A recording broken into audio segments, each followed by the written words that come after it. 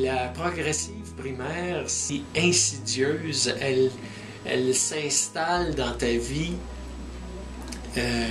progressivement.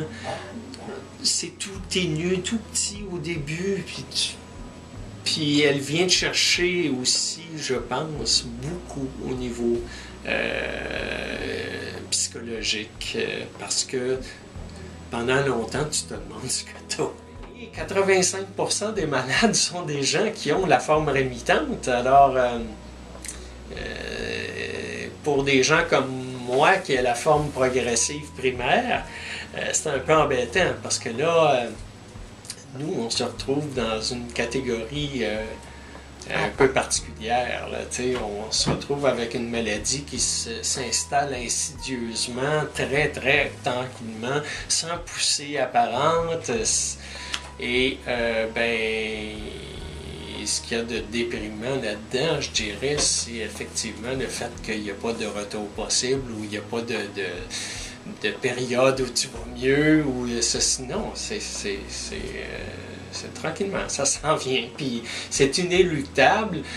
C'est cet aspect-là qui est probablement très déprimant chez les personnes qui ont la sclérose en plaques.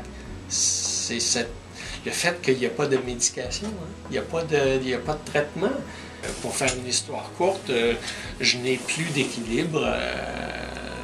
Donc, oui, je suis encore capable de me lever, sauf que c'est à mes risques et périls.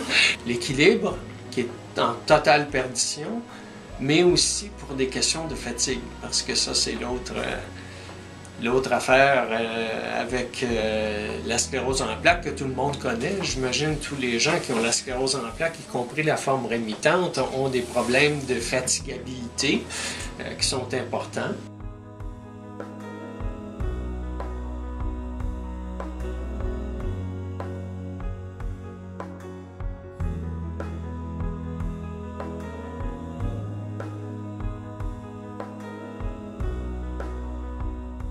On ne me promet pas un avenir rose, mais en même temps, on ne sait jamais. La recherche, on ne sait pas où elle est, on ne sait pas qu'est-ce qui peut arriver. Alors, la recherche s'en va dans toutes sortes de directions. Il y a des affaires intéressantes.